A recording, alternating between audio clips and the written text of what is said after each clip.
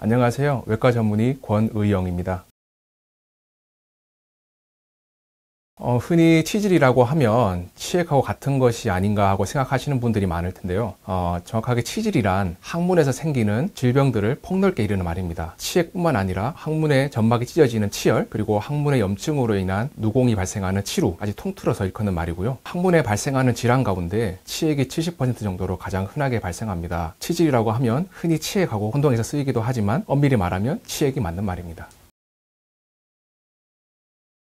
항문의 구조를 보면 직장과 항문 사이에 항문관이 있습니다. 항문관의 중간 지점, 항문에서 한 2cm 정도 들어간 곳에 치상선이라는 것이 있습니다. 치상선은 피부에서부터 이어지는 피부 상피 조직이 치상선의 하부에까지 이어지고, 또 치상선 상부로는 소화관에서 이어지는 소화관 점막 조직이 이 치상선의 아래쪽, 그 하부 쪽에 생기는 외치액이라고 하고, 치상선보다 상부에 생기는 것을 내치액이라고 합니다. 이 외치액과 내치액이 동시에 생기는 혼합치액도 생길 수가 있습니다.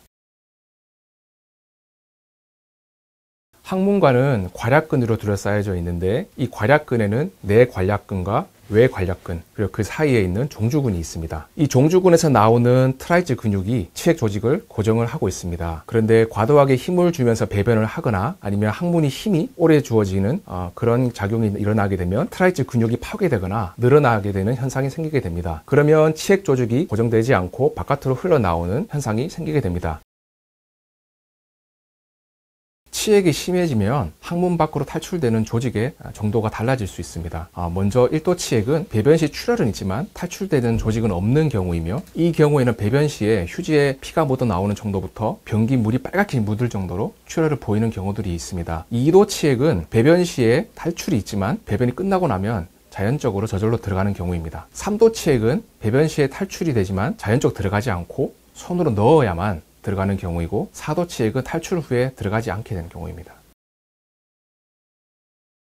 1도와 2도 치액에서는 수술을 하지 않아도 치료가 가능합니다. 먼저 힘을 주지 않고 배변이 가능하도록 변을 부드럽게 하는 식생활에 신경을 써서 변비를 예방하고 장시간 변기에 앉아있지 않는 습관을 가지도록 합니다. 지나친 음주 또한 치액의 원인이 될 수가 있어서 주의해야 하고, 대변 완화제 등 대변을 편하게 볼 수 있게 하는 약을 처방받는 것도 도움이 됩니다. 또한 항문 주위 청결을 유지하고 혈액순환을 원활하게 하기 위해서 좌욕을 하는 것도 도움이 됩니다. 좌욕은 대야에 따뜻한 물을 받아두고 엉덩이가 잠기도록 한 후 5분 정도 시행하는 것이 좋습니다. 아침, 점심, 저녁 자기 전 이렇게 하루 4회 하는 것을 권장을 하고, 여의치 않은 경우에는 아침이나 자기 전만이라도 좌욕을 해줍니다. 하지만 3도와 4도 치액에서는 수술로 치료를 해야 합니다.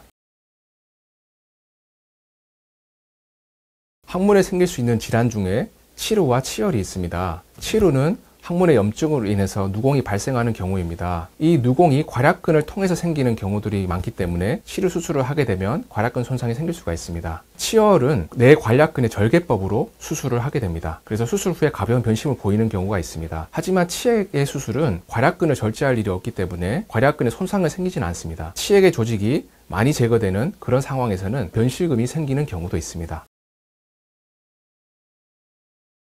치액은 항문 질환 중에 가장 흔한 질환입니다. 항문에 가려움증이 있거나 출혈이 있거나 항문에 불편함이 있을 때 망설이지 말고 병원을 방문하여 주시면 좋겠습니다. 요즘에는 날씨가 추워지고 있는 가을이 접어들고 있습니다. 건강 유념하시고 어디에서나 항상 건강하신 우리 시청자분들이 되시길 기원합니다.